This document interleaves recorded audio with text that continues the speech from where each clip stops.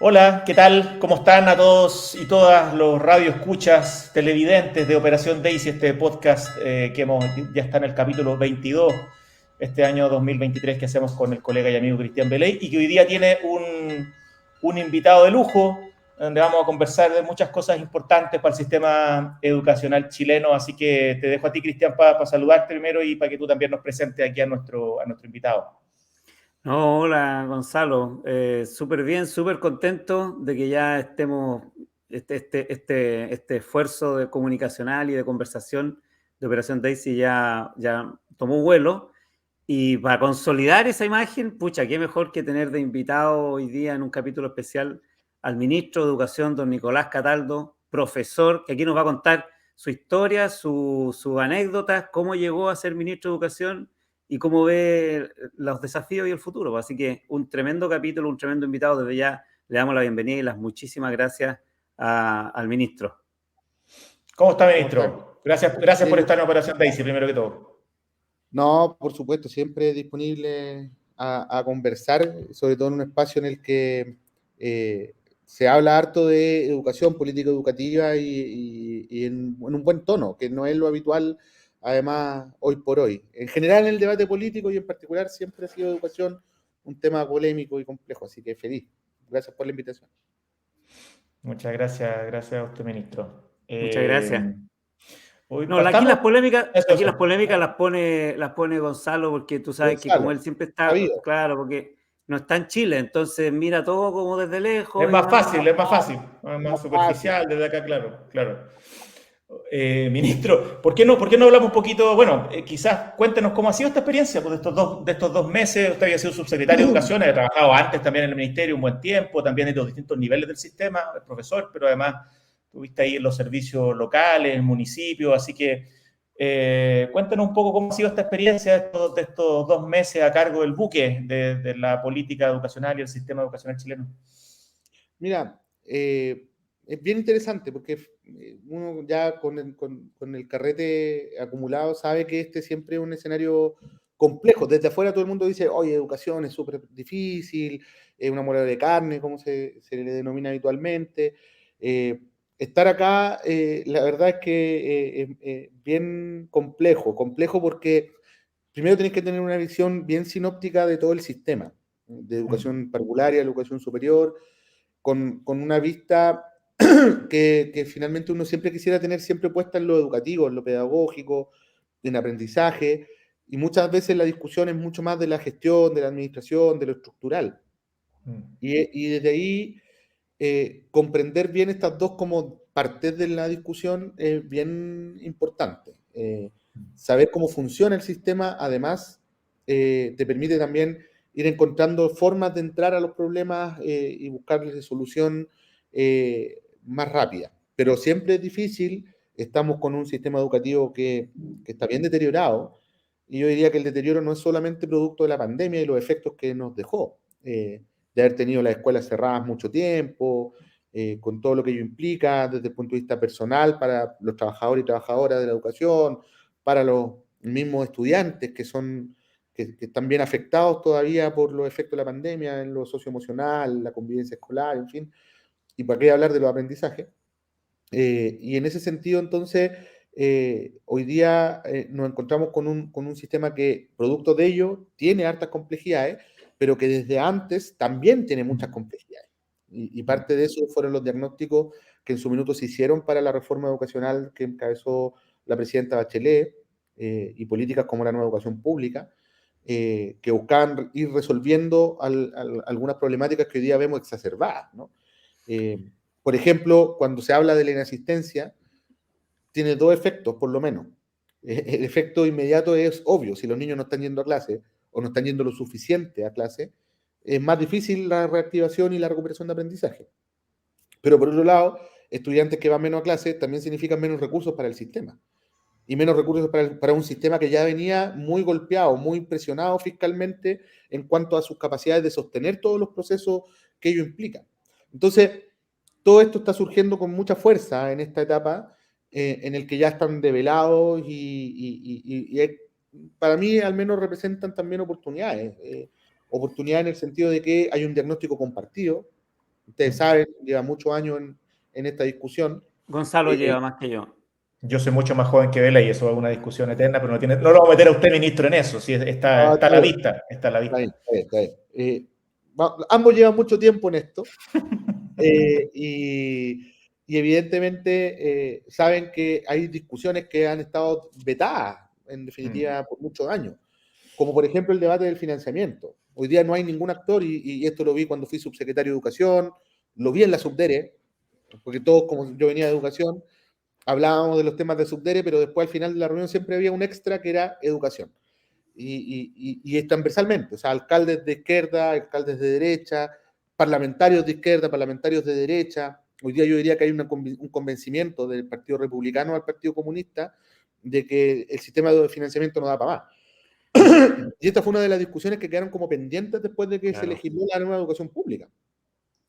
Para muchos sectores incluso era como lo que faltaba, no se podía pensar en una nueva educación pública sino una nueva estructura de financiamiento. Entonces ahí hay un tema que es re importante, pero que también tiene una mirada de largo plazo. O sea, cambiar el DFLO del 98 no es papita para el loro, como se dice. No es fácil. Oiga, ministro, usted entró, antes que entremos en materia, ¿por qué no nos cuenta? Porque tú dijiste, bueno, conocer el sistema es una ventaja, pero ¿cómo es que usted conoció el sistema? ¿De dónde? ¿Cómo llegó a ser ministro? ¿Cuál es su experiencia previa? Sí, mira, este proceso es largo.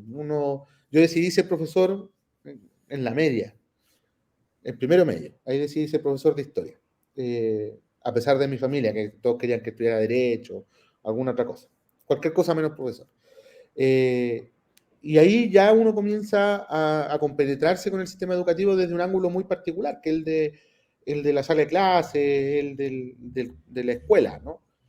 Fue poco mi pasada por el nivel escuela, fue breve, rápidamente empecé a asumir otros roles vinculados obviamente a lo político y a mi militancia, que me llevó por otros caminos, ¿no? Caminos de la política educativa, de la política pública, desde algunos roles en particular. Por ejemplo, me tocó asumir en el colegio de profesores como encargado de educación, del área de educación. Y así había un trabajo bien potente, que es bastante poco conocido lo que hacía el colegio de profesores. Por ejemplo, y ahí, quizás tú no te acordás, Cristian, pero en más de una ocasión nos tocó pedirte ayuda en la revista Docencia. ¿Tú cacháis la revista Docencia? Sí, por supuesto, ¿cómo no acordarse? Revista Docencia, un tremendo aporte y sí, además consolidado con equipos académicos, sí. instalado en el colegio de profesores, con el movimiento pedagógico, Era ¿no? mucho pedagógico. Bueno, yo Por estuve a supuesto cargo de que todo ese trabajo durante 4 años, más o menos, entre el 2010 y el 2013. Ese fue el periodo. Y ahí hicimos un trabajo de mucha vinculación con las comunidades de aprendizaje que teníamos instalados los equipos del movimiento pedagógico en así los es. territorios, en las escuelas, ¿no? Y ahí yo conocí Chile. Conocí Chile de norte a sur, trabajando con los equipos de profesores y profesoras que estaban metidos en el movimiento pedagógico, además de ser editor, era parte del equipo editor de la revista Docencia. Entonces, además, también vincularnos harto con académicos, con pensadores de la educación y también de experiencias pedagógicas muy interesantes que se están desarrollando. Entonces, entrar en profundidad, ir a conocerlo, entrevistar, levantar mucha información. Yo diría que eso fue una etapa bien, bien clave y determinante para tomar una decisión también de vida, ¿no? Que fue irme por ese camino más que por el camino de la sala de clase. Después de eso, me toca asumir como asesor legislativo en educación de la bancada del Partido Comunista y además como jefe de gabinete de la diputada Vallejo, que en ese periodo además venía recién saliendo de ser dirigente junto con el presidente y con también... ¿Qué leyes importantes te tocó ahí discutir o analizar de educación? Me tocó Para ubicar a partir... nuestros auditores en el Mira, periodo. cuando partí el trabajo legislativo en paralelo a todo este trabajo que hacíamos del movimiento pedagógico, revista Docencia, la primera ley grande, importante que me tocó analizar y discutir fue la 20.501, la ley de calidad y equidad en la educación, ¿se acuerdan? No, Lavín. Fue con Ministro Piñera, Lavín. fue con Piñera 1.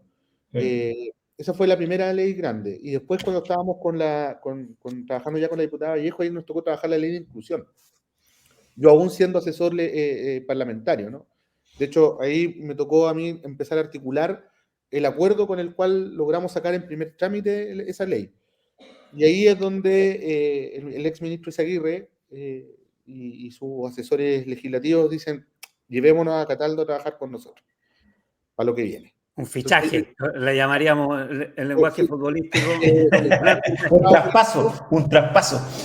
En medio del campeonato. Había una temporada de pase a fin de año y en enero, yo ya estaba, 2015, enero de 2015 estaba trabajando acá en el Ministerio de Educación. Partí en un equipo que era el equipo territorial, que nosotros nos tocaba vincularnos directamente con la seremía y trabajar con ellos más bien las orientaciones técnicas y políticas desde el Ministerio. Ministro, ¿y por qué yo me he encontrado con los asistentes de la educación y siempre nombran al Nico Cataldo, dicen, como muy cercano? ¿Qué rol tuvo en ese periodo? Eso fue como a la mitad de ese periodo en que estaba en el Ministerio de Educación. Ahí me tocó asumir la mesa de trabajo con los asistentes y comenzamos a negociar y a trabajar el estatuto. Y a mí me tocó encabezar el equipo que elaboró el estatuto de los asistentes de la educación, que hoy día es una ley de la República, y que le cambió la vida a muchos asistentes. O sea, piensa que esta discusión del estatuto es una discusión que se venía dando desde mediados de los 90. Claro. Ellos lo toman como bandera de lucha un par de años después de que sale el estatuto de los profes, y ellos habían logrado avanzar harto en algunos minutos con algunos gobiernos, pero nunca se había materializado.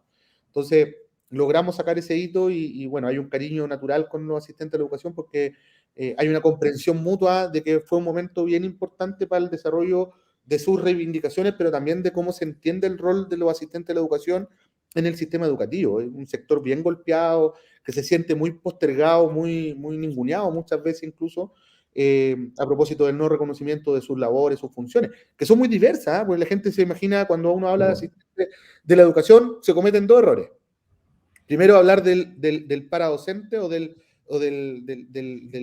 no docente, lo grafican su rol en oposición al profesor o profesora.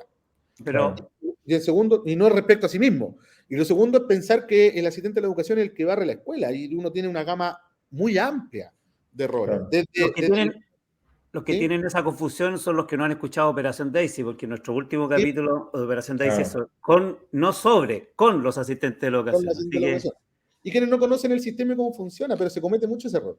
Y además en el mundo de los asistentes de la educación uno encuentra desde el psicólogo, el fonoaudiólogo, el kinesiólogo, los que trabajan en general en el PIE y en todos estos programas, hasta la persona que está a cargo de los servicios menores, pues, efectivamente. Entonces, ahí hay un tema que fue bien importante en el desarrollo, pero además me tocó trabajar en la carrera docente. Eso fue cuando yo llego, justo ocurrió que se presentó el proyecto de ley y queda la embarrada. ¿Se acuerdan que hubo un paro bien largo a nivel nacional? Entonces ahí me incorporan al equipo a trabajar con Jaime Beas, que hoy día es el director de Educación Pública, y con Jaime iniciamos todo el trabajo de reformulación del proyecto de la carrera docente. Y eso fue un trabajo muy bonito que hicimos muy colectivamente con la subsecretaria Quiroga, con el ministro Izaguirre, con los equipos técnicos que estaban ahí, y logramos aprobar carrera docente incluso sin irnos a comisión mixta.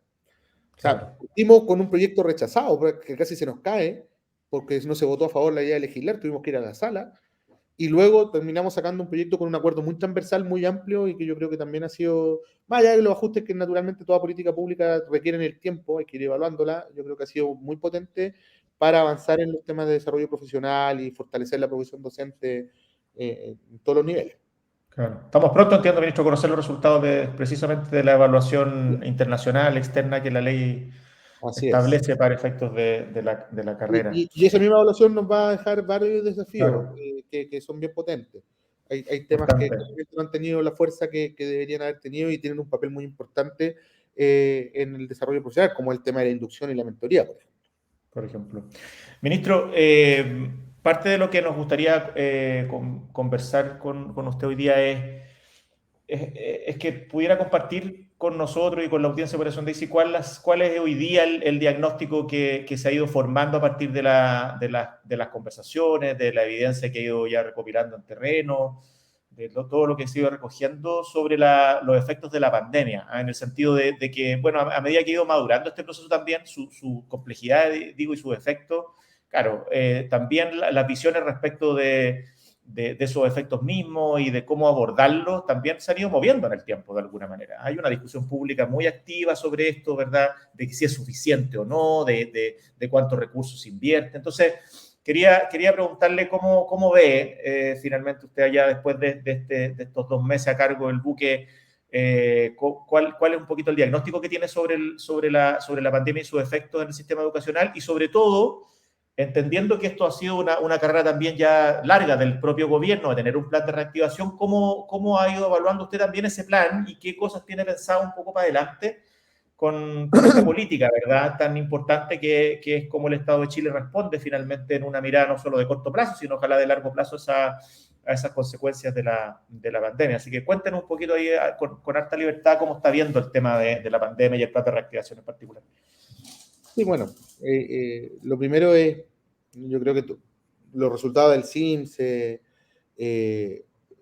lo que tiene que ver con todos los hechos de violencia y los problemas de convivencia que hay en muchas comunidades educativas, todo eso son parte de la evidencia que uno tiene que mirar de lo que nos entregó o cómo nos devolvió más bien el sistema educativo de la pandemia.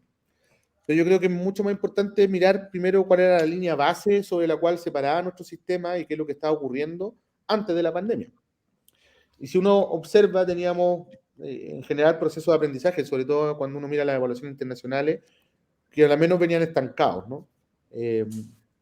Teníamos asistencia inferiores al 90%, moviéndose entre el 89 y el 91%. Con tasas de desvinculación educativa muy altas, estaban sobre los 40.000 estudiantes antes de la pandemia, incluso con años muy críticos. En el 2012 fue un año particularmente duro, hubo casi 70.000 estudiantes desvinculados, muchos más que los que dejó la propia pandemia. Los resultados que hubo post pandemia nos hablaban de 50.000, 45.000, 50.000 estudiantes desvinculados. Solo recordar que antes de eso teníamos tasas muy parecidas, incluso superiores en algunos años. Entonces, cuando uno hace el reconocimiento de que nuestro sistema educativo estaba en realidad en un piso muy bajo, uno puede pensar siempre que no se puede caer más abajo. Sí, se puede. La pandemia nos hizo bajar un par de peldaños más, pero no mucho más de lo que ya tenía como condición nuestro sistema educativo. Entonces, cuando además uno mira cuánto se gasta en educación pública, inversión pública como inversión privada, son cifras bien elevadas, ¿no? Entonces uno se hace la pregunta de, bueno, ¿por qué estaba pasando eso? Entonces, quizás lo que requerimos es hacer una discusión un poquito más compleja, más profunda, más a largo plazo, tanto para mirarnos hacia atrás como para proyectar la política hacia adelante, ¿no? Por eso yo decía que quizás lo que debemos hacer es pensar la reactivación a 10 años, no porque los resultados del 2019 no los consigamos antes de 10 años, eso va a ocurrir antes de 10 años. Y porque no haya sentido urgencia que hay que hacer cosas ahora, no digamos. Urgencia, sino que más bien es porque el estado previo a la pandemia no era bueno, no teníamos buenos resultados, no somos un sistema exitoso. Reconocer eso, a mí me parece que es muy relevante. Mira, habitualmente las autoridades políticas eluden los problemas y en general tratan de darle una vuelta y bueno, sí, es cierto, pero no es menos cierto, en fin.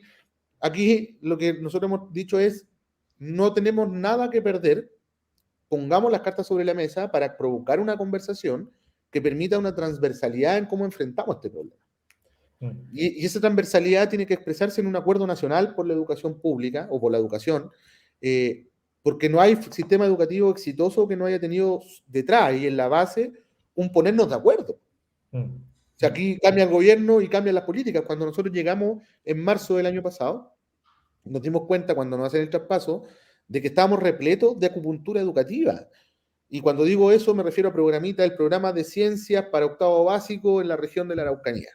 Son cosas de ese calado en el que te gastáis mucha plata y que en realidad tiene efectos muy limitados, ¿no? Y que uno podría estar invirtiéndolo en líneas de acción mucho más robustas, con coberturas mucho más amplias y con efectos mucho más estructurales. Por lo tanto, desde ahí es que nosotros vemos que la reactivación, como primera respuesta, ¿no?, que se empieza a formular el año pasado, de hecho a mí me tocó estar encabezando el equipo que dio los primeros pasos en esa dirección como subsecretario, nos ocurre primero sobre la base de que teníamos un presupuesto heredado, un presupuesto que no estaba pensado para esto, ni tampoco con ninguna herramienta ni dispositivos para la reactivación.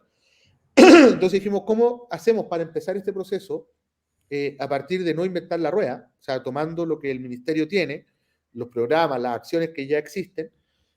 Por ejemplo, ya veníamos con el día, se estaba aplicando. Entonces, ¿cómo ampliamos el uso del día? ¿Cómo lo hacemos más pertinente el uso del día para responder a las necesidades del sistema? Ahí aparece el día de reactivación, qué sé yo. Luego, no sé, pues, salud mental y convivencia. Tenemos un programa súper exitoso, bien evaluado, nacional e internacionalmente. La dirección de presupuesto lo evalúa bien, cosa que es bien difícil, porque en general es bien dura la DIPRES a la hora de evaluar todos los programas. Está bien, esa es su función, pero incluso viene evaluado por la DIPRES. Entonces, ampliemos HPV, pues, lleguemos a mucho más territorio, más escuelas, intervengamos más comunidades educativas a través de este programa, que además interviene no solamente a estudiantes, sino también a profesores, asistentes de la educación, padres, madres apoderados. O sea, es bien integral su mirada. Y a partir de eso se fue construyendo entonces esta estrategia que tiene estos tres pilares: aprendizaje, convivencia, salud mental, revinculación y asistencia, ¿no? Y yo creo que hoy día estamos empezando a implementar líneas de trabajo nuevas, como la tutoría, como lo es los equipos de revinculadores, en el que recién el próximo año vamos a ver sus resultados. Ya. Entonces, lo que nosotros hoy día estamos trabajando más bien, y en eso, cuando yo llegué le pedí a los equipos, particularmente a la subsecretaría y a la DEG, a la División de Educación General. Una gran división que ha tenido muy Gonzalo fue buenas autoridades en Un eso. semillero. Un semillero Casi de una grandes discusión personas. de la UCI y la DEG, ¿ya? Se disputan quién es el más importante. ¿Ya? No hay duda de eso. Nunca ha habido. En la DEG, dice Gonzalo. Entonces, en lo que nosotros le pedimos a la DEG y en particular, es que comiencen a mirar cómo vamos a internalizar el trabajo de la reactivación en la línea ministerial. Porque hasta ahora ha sido un programa que se ha visto desde los equipos de gabinete. Necesitamos que sea la estructura ministerial la que impulse y empuje este ejercicio que, como te decía, tiene una primera etapa con metas que están al 2026, que es recuperar lo perdido. Pero tenemos que proyectar esto mucho más allá. O sea, cómo este momento de la reactivación, y con esto termino, Cristian, cómo este momento de la reactivación es también a la vez la oportunidad de pensar cómo nos pegamos el salto adelante en materia educativa, institucionalmente y también en términos de resultados educativos. Sí, no, solo quería, porque todas las líneas de acción que mencionas son sin duda muy, muy importantes. En el programa hemos conversado sobre varias de ellas en particular, pero una crítica que se ha hecho al plan de pospandemia es su envergadura, no la calidad de cada cosa en particular, sino que cuál es realmente su envergadura para tener un impacto que esté a la altura de este gran desafío. Sí, yo coincido con eso en lo grueso, digamos, porque en lo particular creo que uno tiene que mirar bien de qué manera opera la reactivación. Cuando uno dice, por ejemplo, el clásico debate, 30.000 millones en el presupuesto es muy poca plata, necesitamos un fondo más grande. Entonces, la pregunta que uno se tiene que hacer es cómo se gasta después esa plata, y en qué. Entonces, claro, líneas como las tutorías o como los revinculadores, uno podría pensarla en mayor escala, sin duda, y para eso necesitamos plata. Y ahí es donde uno podría decir, bueno, si tuviésemos 250.000 millones solo para esto, efectivamente uno podría pensar cómo se amplía. Pero uno tiene que monitorear también cómo ocurren los procesos. Nada es rápido y creo que en educación tenemos que ser particularmente cuidadosos, sin por eso ser negligente o llegar a destiempo. ¿Por qué lo digo? Porque cuando hablamos de las tutorías, esto hoy día está ocurriendo en una escala que no es la suficiente, pero es donde tenemos que también monitorear de qué manera se va implementando la tutoría, cómo va teniendo un efecto, cómo se adecuan las comunidades educativas a esa colaboración, no intervención, a esa colaboración. Hay que preparar a los equipos, porque esto no es llegar y sentarse a trabajar con un estudiante, o sea, esto no es voluntarismo, esto tiene un impacto que pueden incluso ser negativo si no se trabajan bien.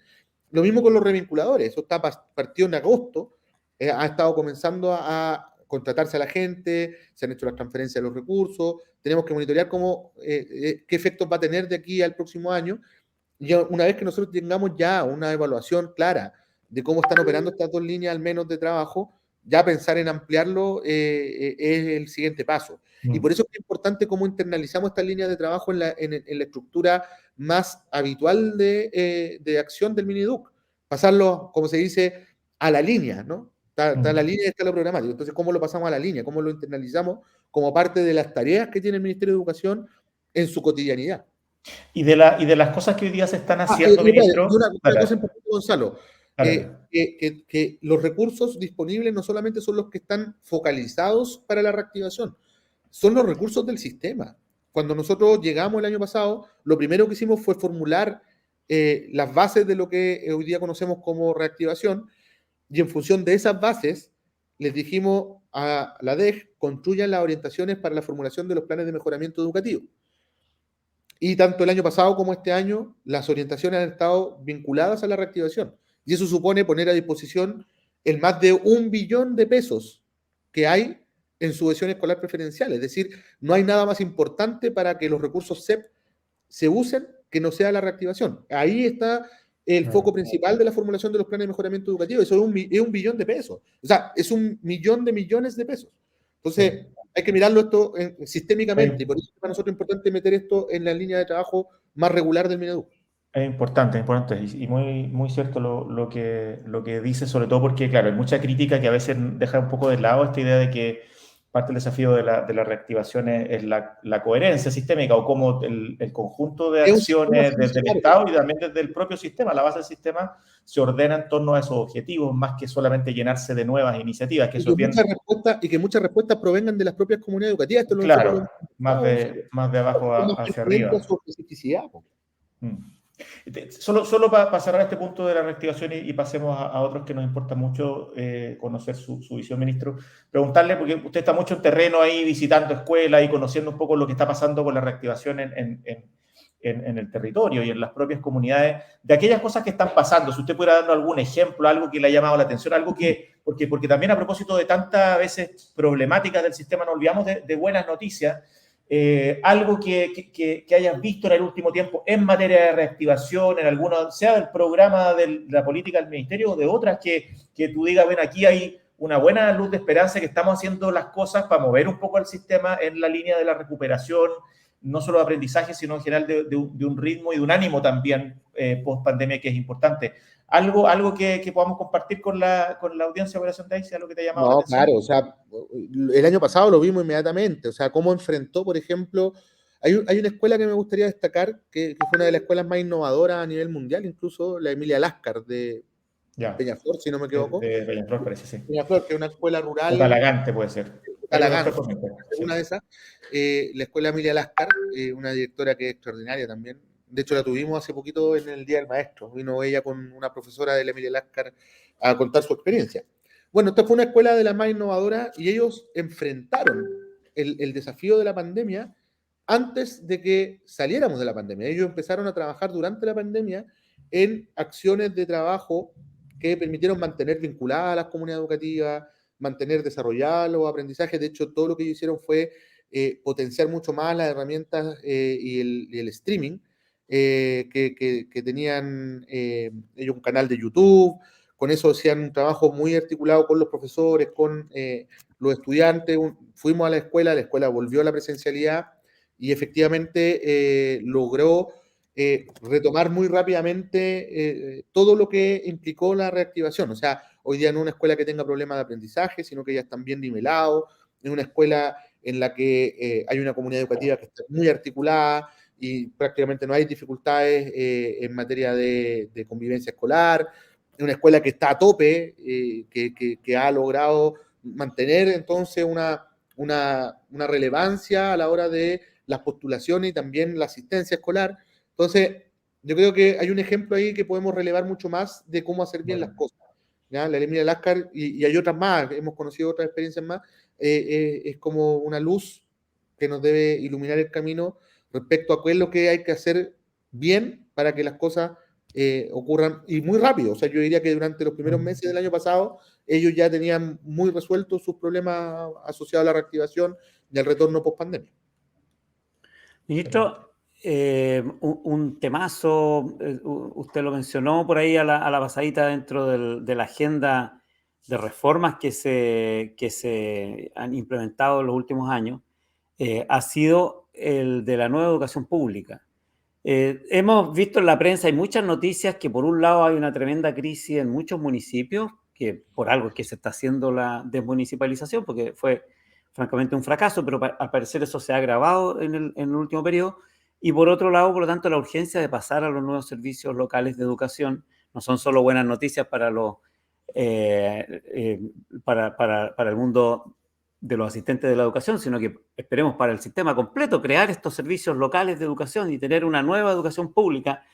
Y hemos visto en la prensa que, sin embargo, que hay un par de lugares en que hay problemas que salen mucho en las noticias, como Atacama y su paralización. Pero, ¿cuál es, más allá, por lo tanto, de esos, diríamos, episodios noticiosos que nos ponen en la prensa, cuál es tu lectura más general sobre el problema y el desafío de instalar esta nueva educación pública? ¿Por qué se han producido, por qué se ha hecho tan difícil? ¿Y cómo ven la solución para que en el próximo periodo, porque justamente la ley estableció que iba a haber un momento de pausa para evaluar y poder hacer cambios que permitieran una buena implementación y estamos recién, entre comillas, empezando? Entonces, ¿cómo ve el por qué más estructuralmente se ha producido esta situación y qué solución están viendo? Mira, yo diría que son muchos factores y tú los tenés claros también, porque también lo hemos conversado. De hecho, nos tocó trabajar juntos en el Consejo de Evaluación de la Nueva Educación Pública, cuando yo era subsecretario. Entonces, en efecto, yo diría que tenemos primero una implementación que no fue la más adecuada, donde yo diría que hubo muy poco aporte y esfuerzo real de parte de la DEP y el Ministerio de Educación porque las experiencias iniciales de los servicios locales fuera exitosa. Lo digo habiendo trabajado en Barranca. A mí me tocó estar en la primera etapa de instalación del servicio local en Barranca y la verdad es que navegamos bastante solo en el proceso, aprendiendo a gestionar un servicio nuevo, con una estructura nueva que nadie conocía, transitando de una dinámica muy distinta que es la cultura municipal a el mundo de lo público, sobre todo en municipios que además eran corporaciones, entonces estaban mucho más lejanos porque era mucho más privada la forma de Claro. funcionamiento, ¿no? Ministro, hace un par de semanas estuve en Huasco y uno de los profesionales de Huasco me dijo la misma frase que usted acaba de decir. Nos fuimos quedando solos y éramos la reforma que iba a cambiarle la cara a la educación pública y nos sentimos solos. Entonces, ¿cómo, Efectivamente, entonces cómo es que pasó eso? ahí hay una cosa que es muy importante, porque finalmente tiene que ver con el desarrollo de capacidades. Yo creo que lo que ha faltado, o una de las cosas que han faltado en la instalación o implementación de la política, es la generación de capacidades que tienen que estar en todos los niveles, porque también hay un ministerio que está conociendo cómo es esto, hay una DEP que nació junto con los servicios locales que tiene la labor principal del apoyo y el acompañamiento, y son servicios locales nuevos con funcionarios que vienen de los municipios, con directores ejecutivos que en realidad nadie ha formado, o sea, porque no existe la carrera de director ejecutivo de servicio local, donde tenés que saber de infraestructura, tienes que saber de administración de finanzas, tienes que saber de lo técnico pedagógico también, o sea, es bien complejo el perfil. Entonces, hay un tema que tiene que ver con la generación de capacidades, hay un tema que tiene que ver con la implementación y cuánto esfuerzo hace el Estado porque sea la mejor implementación posible. Había un tema respecto a los tiempos en que se transitaba entre la creación del servicio local y el traspaso del servicio educativo. Y eso yo diría que lo ampliamos, pero hoy día tenemos un problema, que los concursos están saliendo tarde. Entonces, todo el tiempo que ganamos entre la creación de los servicios locales y la instalación del traspaso de las escuelas a los servicios, se pierde muchas veces porque se demoran mucho los concursos, ¿no? Entonces, yo diría que identificar bien estos elementos y otros más que están en todos los informes de evaluación, tanto del Consejo de Evaluación como de la Academia, hay que recogerlos muy rápidamente para poder generar estos ajustes normativos, primero. En segundo lugar, yo diría que hay un problema que tiene que ver con la estructura de funcionamiento presupuestario de los servicios locales. Y esto lo hemos conversado harto en el Congreso, lo hemos conversado harto al interior del gobierno también, y por tanto ir pensando en modificaciones a las glosas presupuestarias con las que operan en los servicios locales es bien determinante para que los servicios locales puedan funcionar más ágilmente, ¿no? Y puedan llegar a resolver los problemas mucho más rápido. También entregarle capacidades a los servicios locales. Mira, una cosa que yo aprendí trabajando en municipios. Hay una forma de generar las compras que son los contratos de suministro. Entonces yo hago una gran licitación, por una X cantidad de cosas que necesito, por ejemplo, material fungible. Ok, entonces tantas tijeras, tantas remas de papel, tantos toners de tinta, qué sé yo, todo lo que necesito y hago una sola licitación. Y le pongo un marco presupuestario, digo 2.000 millones para esto. Entonces después yo voy pidiendo nomás. Voy pidiendo y voy usando en la medida en que el sistema necesita. Uno de los problemas que hay en Atacama, por ejemplo, es que había mucho, la escuela no tenía material educativo, pero cuando uno iba a la escuela te encontraba en algunos lugares bodegas llenas de material porque hicieron una compra gigantesca de muchos remas de papel, muchos toners, muchas tijeras, muchos cartoneros. Entonces, no hay racionalidad en el uso de los recursos, pero por falta de conocimiento. Y ahí hay una responsabilidad que tenemos que hacer con los servicios locales, de entregarle herramientas para que puedan operar mejor el servicio. Y por otro lado, está lo que decías tú. ¿En qué condiciones se asumen los servicios locales en la nueva educación pública? Y ahí nos vamos un poco al origen de por qué tenemos una nueva educación pública, que es el fracaso de la administración municipal de la educación, ¿no? Hoy día eso ha empeorado respecto a lo que me tocó ver hace 8 años atrás. A mí me tocaba acompañar harto las conversaciones que tenía en ese minuto una unidad en el ministerio que se llamaba la Unidad de Apoyo Municipal, que dirigía ahí una gran profesional, la María Cecilia Valdera, que se hizo un trabajo muy lindo y que gestionaban desde ahí los convenios de colaboración de la transición, del FAEP, qué sé yo, de todos estos fondos. Y lo que nosotros teníamos en ese minuto hoy día no tiene precedente. O sea, esto creció exponencialmente y lo vemos con casos tan emblemáticos como el de Tiltil, que arrastra del 2017 a la fecha una crisis de financiamiento que tiene en distintos momentos paralizado al sistema.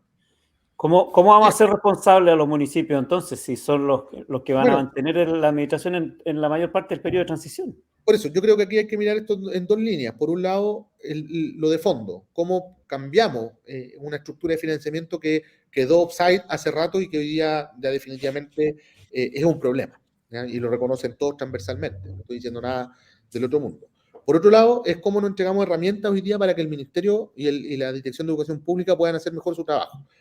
Y ahí hay cosas que yo ya he dicho públicamente que tienen que ver con mejorar la estructura de sanciones.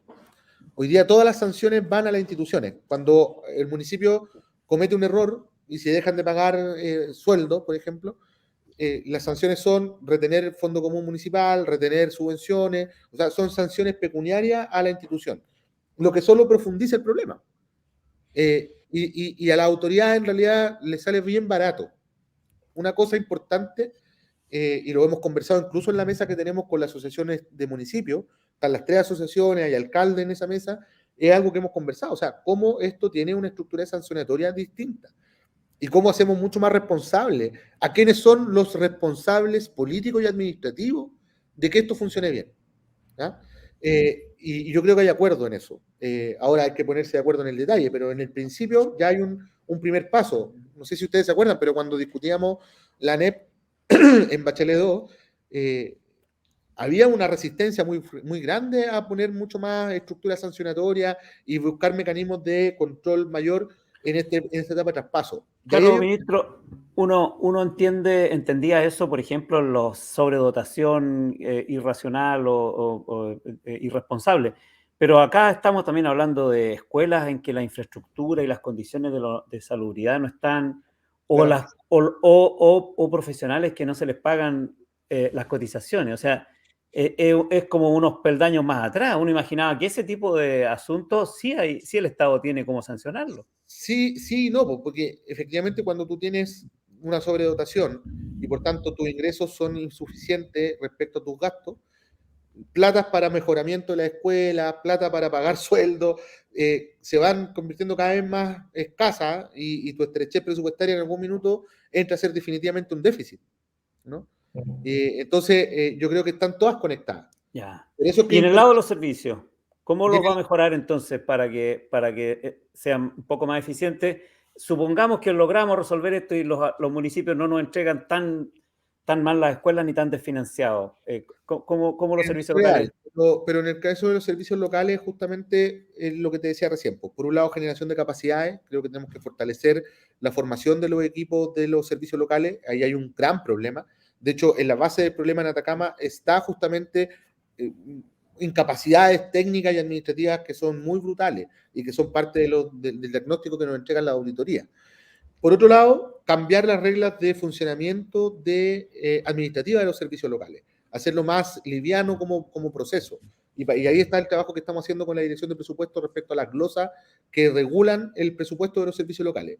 Y en tercer lugar, una mirada mucho más profunda recogiendo lo que salió de los diagnósticos en la nueva educación pública, en la ley 21.040. O sea, tenemos que enfrentar el proceso para tener una gobernanza más adecuada, herramientas de intervenciones desde el nivel central eficientes para poder controlar situaciones críticas, tener mucho mejor resuelto el problema de la relación institucional previa al traspaso con los municipios, con otras instituciones como Subdere, por ejemplo, que son muy importantes, o sea, pueden contribuir mucho.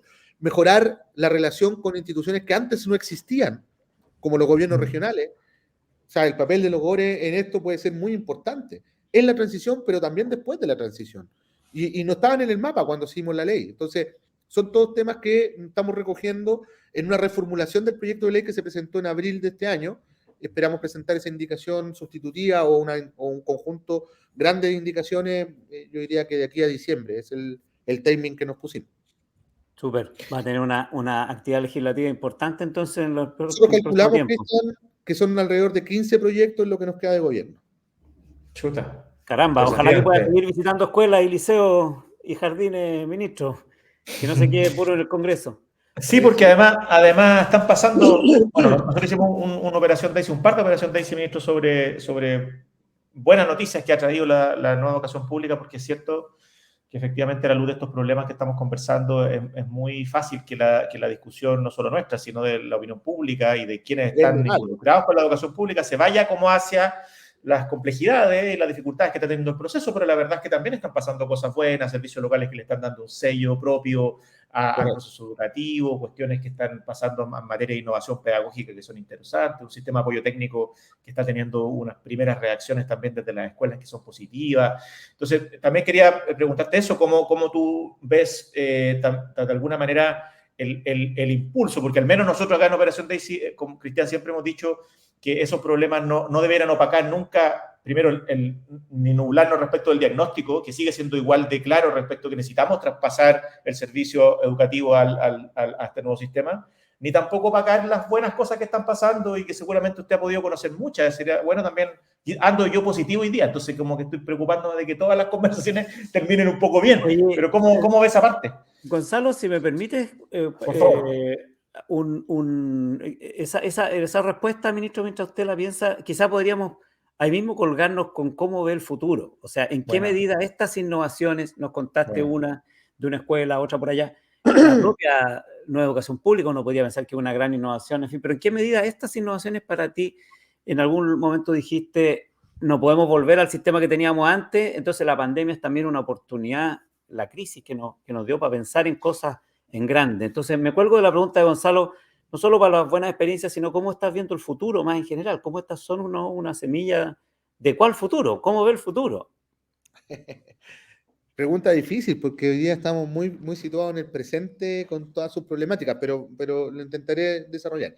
Mira, a partir de la buena experiencia, ustedes mencionaban algunas, uno podría decir otras cosas más generales. O sea, los servicios locales han sido más resilientes respecto a lo que ocurrió con la pandemia, y eso son los datos lo demuestran, ¿no?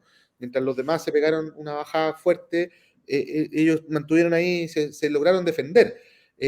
Pero claro, nos queda pendiente el cómo se pegan el salto, digamos, y ahí es donde resolver estos problemas son importantes.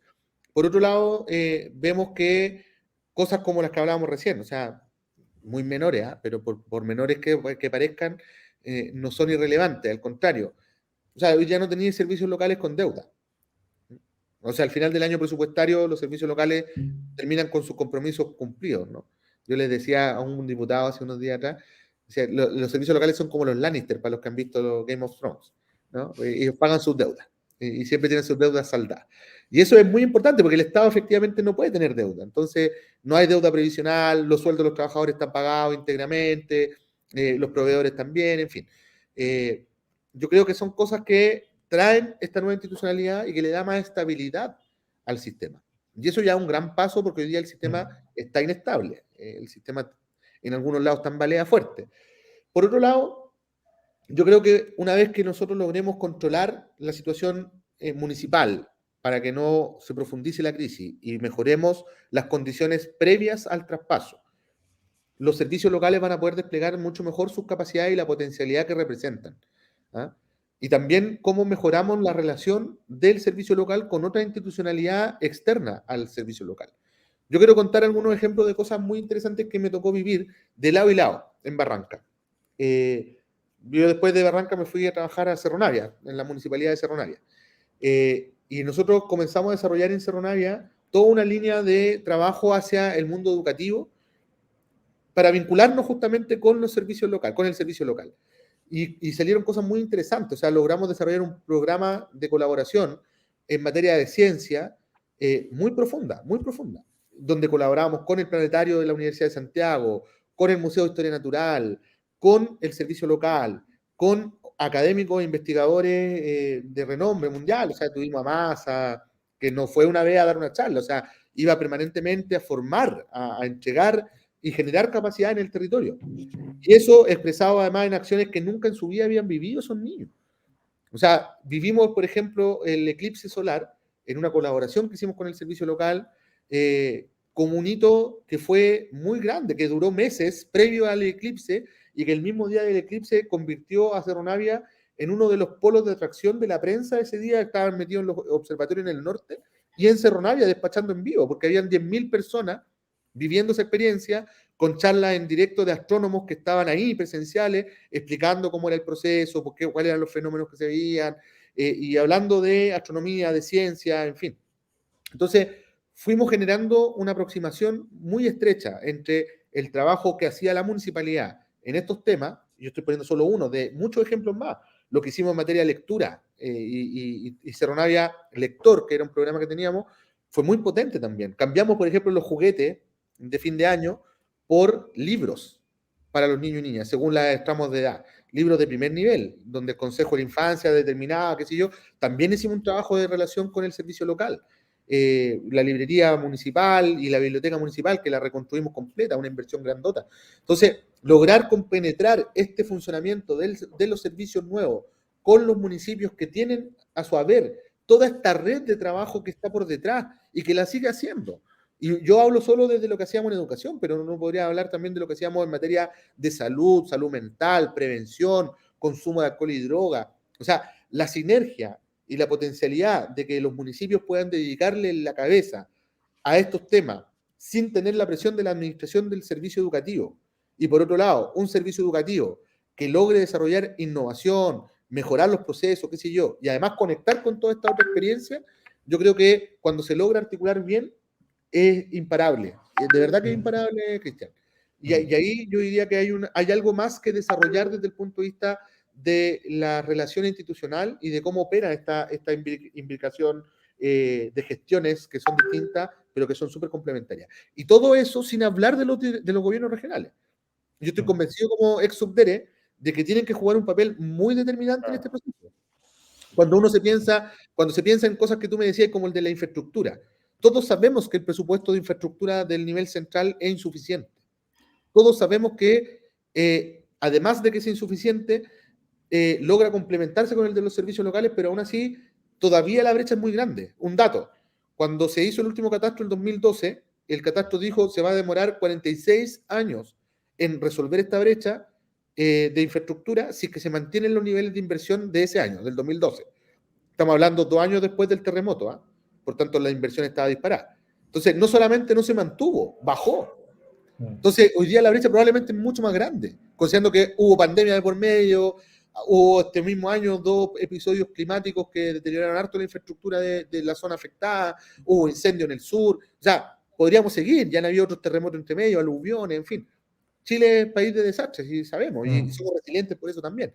Entonces, cuando uno ve la posibilidad que tiene complementarnos con el GORE para cosas como, por ejemplo, programar inversiones en materia de infraestructura, que es algo que ya estamos haciendo, sin duda, y hay mucho interés.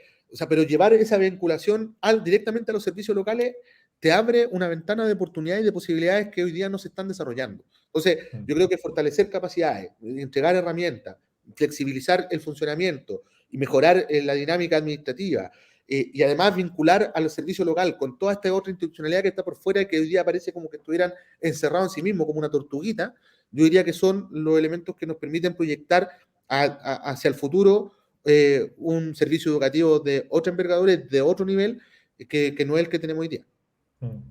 Súper, suena bonito sí. esa mirada interinstitucional, salir de la caja de educación. Gonzalo. Nosotros lo dijimos varias veces, Cristian, esto no es desmunicipalizar, esto es construir una nueva institucionalidad de la educación pública. El municipio no lo necesitamos fuera, lo necesitamos más adentro que nunca, sin la presión de tener que administrar la educación. Para ir cerrando, ministro, insistiendo un poquito en esta idea de Cristian de tratar de llevarte también al debate de futuro. Ya algo estamos conversando sobre eso, por cierto, y todo lo que hablamos de educación tiene implicancias futuras y esa es parte del desafío, pero ¿cómo, si uno pudiera sintéticamente, digamos, plantear algunos de los desafíos que usted, además de lo que hemos conversado hoy, ve como cuestiones críticas, importantes para avanzar en una educación de calidad y justa, digamos, que además abra, como hemos dicho nosotros en este programa varias veces, una educación en colores para el siglo XXI, ¿verdad? Que habilite a las nuevas generaciones para una vida que tiene otros desafíos también tan nuevos.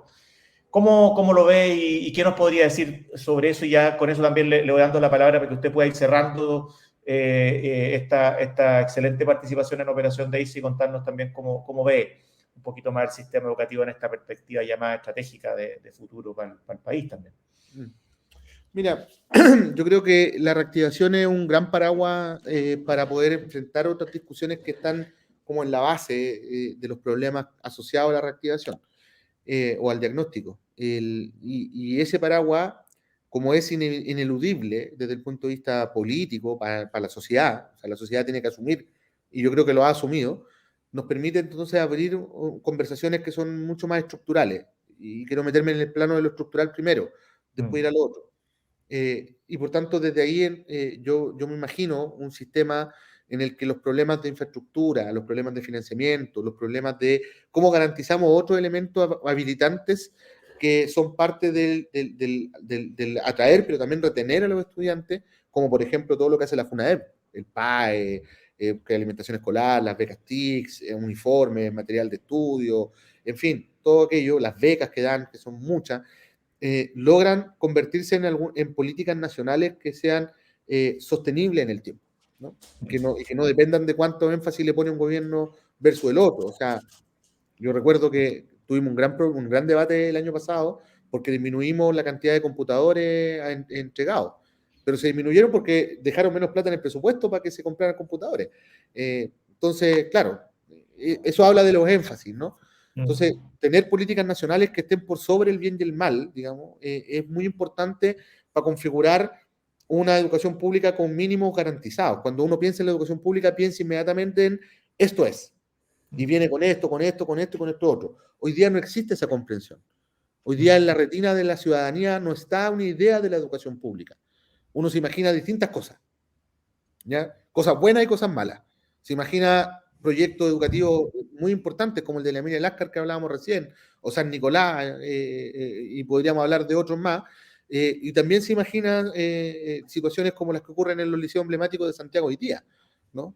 O se imagina escuelas deterioradas, se imagina infraestructura antigua, se imagina paro, y tiene esta como bipolaridad, esta ambivalencia que tiene que ser resuelta. Y por eso es que creo que la primera oportunidad que tenemos hoy día es de estructurar en estos mínimos comunes condiciones habilitantes que nos permitan decir, ok, la educación pública consiste en esto, cuando yo voy a la educación pública me encuentro con esto, y todo esto contribuye entonces a fortalecer procesos de aprendizaje mucho más significativos y que la experiencia educativa de los estudiantes sea mucho más agradable, o sea, que de ganas ir a la escuela, ¿no? Yo creo que hay un primer desafío y me imagino que eso es posible construir, a lo menos las bases de eso, para que tengamos una proyección o un horizonte no tan largo, esos temas resueltos. En segundo lugar, yo creo que es inevitable meternos hoy día en temas de innovación que son muy potentes.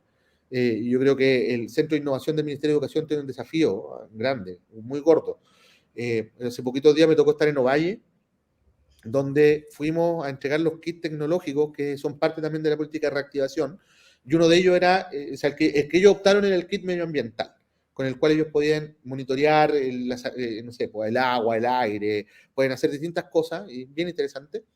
Y ellos lo vincularon a su proyecto educativo que está asociado a la escasez hídrica que vive el Valle del Limarí y la provincia en general, que está muy mal con el agua, que además ellos tienen una planta de reciclaje del agua del baño para regar y producir árboles nativos del territorio que también contribuirían mucho a evitar la escasez hídrica. Entonces, se arma toda una lógica interconectada de distintas líneas de iniciativa. Yo creo que lo tecnológico, pensar el papel de la inteligencia artificial en los procesos educativos, todos estos elementos también tienen que empezar a compenetrarse mucho más con la educación pública. Pero tenemos que empezar a discutirlas también. Yo diría que hay discusión, pero no, todavía insuficiente. Y sin duda, en mi diagnóstico, no ha penetrado las paredes del Ministerio de Educación, y creo que tenemos que poner al Ministerio de Educación al día en eso, ¿no? Está avanzando mucho. Yo el viernes estuve en el encuentro de 3xI, que reúne mucha sociedad civil, mundo empresarial, para hablar y reflexionar sobre la educación, y creo que hay una tremenda oportunidad, porque hay muy buena disposición también de colaborar en estos temas. Entonces, yo creo que ahí hay esperanza también de cómo vamos fortaleciendo a través de la tecnología y de las herramientas que el siglo XXI nos trae, y cómo estas comienzan a contribuir con los procesos educativos de cara a estos ajustes institucionales que nos van a permitir tener una base para que eso ocurra, ¿no? Entonces yo diría que ir avanzando en bloque en estas dos líneas de trabajo son bien claves para imaginarse una educación en colores, esta educación que sea mucho más significativa como experiencia, pero también como resultado, y en definitiva que todo esto dialogue con los procesos de desarrollo del país, que sin duda deberían estar también en la base de nuestra discusión. Tenemos una estrategia nacional del litio, tenemos una serie de elementos que están pensando en transiciones que se vinculan con lo medioambiental, que se vinculan con lo productivo, en el que esto cobra un papel central, ¿no? El pensar cómo formamos para ello, pero no como la primera misión. No es formar a nuestra ciudadanía para eso, sino que es formarlo para la vida, formarlo para la felicidad y también para el desarrollo de nuestro país. Y por eso el papel del mundo TP también es importante. Reactivamos el Consejo TP la semana pasada, también lo fue el viernes. Una muy buena discusión, tuvimos a todo el mundo, desde la CPC a la CUT, los CFT, el mundo de la educación superior, y bien interesante. Yo creo que todos estos elementos, si nosotros los logramos articular, le damos coherencia sistémica y lo articulamos con una institucionalidad que tiene que reforzarse, porque la institucionalidad de lo público no es solamente la nueva educación pública, es la escolar. Tenemos desafíos equivalentes en la educación inicial, ¿para qué decir en la educación superior? Comenzar a conectarla, garantizar las trayectorias, además, es de primer orden. Por ejemplo, una de las cosas que nosotros veíamos y que creo que son necesarias, disculpen que me alargue el chiquillo, pero... No se entusiasmó, ministro, también qué vamos a decir nosotros si estamos hablando con el ministro, se entusiasmó. Por ejemplo, una de las cosas que nosotros veíamos como desafío tiene que ver con esto de el nuevo sistema de aseguramiento de la calidad. Entonces, transitar de la presión, el castigo, a los apoyos, a la generación de capacidades. Entonces yo les decía al equipo, bueno, ustedes han explorado que metamos a la red de educación superior estatal, que en la ley contempla explícitamente la colaboración con el mundo escolar, como herramienta para acompañar a las escuelas que son insuficientes, que se reiteran en la categoría por mucho tiempo. No estaba pensado. Entonces, también tenemos un desafío de ir generando esta articulación institucional que nosotros mismos no hemos dado. Que nosotros mismos no hemos dado. O sea, imagínate lo potente que sería tener a todas las facultades de educación, de la educación superior estatal, de la educación superior pública, colaborando con las escuelas públicas en superar sus condiciones. Cuando uno mira la correlación entre problema administrativo o financiero y resultado educativo, es súper directa. El sostenedor que se administra mal no tiene buenos resultados educativos. Entonces, imagínate ir articulando todos estos elementos en perspectiva de futuro. Yo creo que hay mucho que hacer, y hay un camino que está ahí. Y yo creo que además, si lo acompañamos de una reflexión política, que yo sé que no es el mejor momento quizás para esto, pero no quiero dejar de insistirlo, en eso voy a ser necio, yo diría que efectivamente podríamos construir las bases, en estos 2 años que nos quedan, las bases de un sistema educativo distinto para los próximos 20, 30 años, ojalá. Ministro, qué bonito escucharlo con esta visión más amplia, ¿ah? No solo educativamente más amplia, sino que también nacionalmente más amplia, como interinstitucional, como antes dijimos. ¿Cómo se llama el proceso de diálogo? Quizás nosotros acá siempre terminamos invitando a un seminario, a un librito, a un documental, algo. El Ministerio de Educación ha estado impulsando un diálogo nacional, quizás pues, no sé si ya está cerrado o puedes invitar todavía a las comunidades y expertos y en general a participar. Sí, no, mira, hemos abierto varios procesos de diálogo. Estamos terminando el Congreso Pedagógico y Curricular, que va a nutrir toda la discusión curricular que se nos viene el próximo año. Quiero solo dar un par de datos. ¿Eh? Fueron más de 5.000 escuelas o unidades educativas que participaron. Más de 600.000 personas. Más de 100.000 padres, madres apoderados. O sea, es ¿Cuándo brutal. vamos a tener el resultado de ese diálogo? UNESCO está sistematizando y yo espero que de aquí a fin de año ya podamos tener esas conclusiones en la mesa, porque además tiene que comenzar a nutrir el debate curricular que se nos viene el 2024. Y obviamente lo vamos a poner a disposición y creo que quizás da para hacer un programa de Operación Daisy. Vamos a invitar a UNESCO entonces a que venga aquí a darnos las primicias. Y por otro lado tenemos el Consejo de Reactivación, que lo reactivamos. Reactivamos el Consejo de Reactivación. Hace un par de semanas tuvimos ya una primera sesión, vamos a empezar a sesionar regularmente, porque nos interesa también ir mostrando esta nueva perspectiva de ir institucionalizando la reactivación como esfuerzo país, esta proyección más de largo plazo, todo eso nos interesa discutirlo y hacer que se comprenda bien, con todos esos actores que son bien diversos, bien distintos, no solamente en qué es lo que hacen, sino que también políticamente, porque, insisto, para nosotros es muy importante tener este espacio de diálogo. Y por último, estamos trabajando aún y queremos cerrar el diseño para convocar a este espacio de discusión más amplia en términos políticos, en la idea de formular un gran acuerdo nacional por la educación. Eso todavía está en desarrollo y llegado el momento, obviamente, lo vamos a invitar a todo el mundo. O sea, desde Qué bonito. Qué bonito sería porque lo estuvimos conversando hace unos programas atrás en Operación Daisy con Gonzalo. Los países que han dado el salto es porque han hecho estos grandes acuerdos y lo han persistido en el tiempo, así que, bueno, tú tienes una cierta fama también de que eres muy dialogante y que puedes unir, como tú dijiste, a personas de muy diversa aproximación política e institucional, también en tu caso, con esa visión, así que te deseamos la mayor de la suerte y te damos las muchísimas gracias. No sé, Gonzalo, es un gusto y un privilegio poder conversar con un ministro de Educación que sabe tanto de educación. Suena como medio obvio, pero en un país en que hemos tenido ministros de educación expertos en cualquier cosa, menos en educación, economistas por lo menos, pero también expertos en retail, abogados de estudios jurídicos, bueno, economistas. Y tener un experto en educación a cargo de la educación realmente es un gran gusto, un gran privilegio, así que muchísimas gracias. Nico Cataldo, te voy a decir cómo te dicen los asistentes de la educación. Estamos muy contentos, mucha gente que te conocemos también hace tiempo y que todos nos sentimos muy orgullosos de que estés a cargo de esta tremenda responsabilidad, así que de aquí, desde Operación Daisy, seguramente transmitiendo el mensaje de mucha gente, también la mejor de las energías para este periodo que es difícil, que es muy desafiante, pero que en el que se sigue jugando parte importante del futuro del país. Así que un gran abrazo para usted, ministro, para ti, ministro. Gracias, Cristian Gonzalo. Y que vaya todo muy bien. Es mío de estar con dos tremendos intelectuales de la educación, a los que leí mucho en otros momentos. Bueno, los sigo leyendo, obviamente. Aprendí muchas de las cosas que aprendí gracias a usted. Esto no se trata de Nico Cataldo, o sea, lo digo en tercera persona, no porque esté loco ni megalómano. Ni muy bombalé. Martín Pega. Acá, detrás de esto hay mucha gente y espero que detrás de esto estén también ustedes.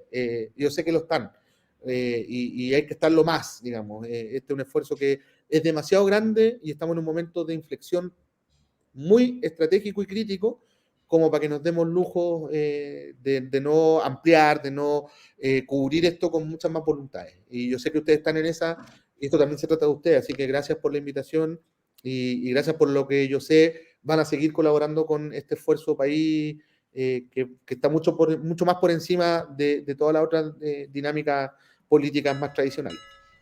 Yago, gran abrazo. Muchas gracias, ministro. Un abrazo grande y que vaya todo bien por allá. Estamos al habla, que esté muy bien y saludo a todos Radio Escucha, televidente Operación Daisy. Ahí nos seguimos viendo en el nuevo episodio, luego de este tremendo episodio especial que hemos tenido con el ministro Cataldo. Un abrazo para todos y todas, que estén muy bien. Chao, chao. Chao.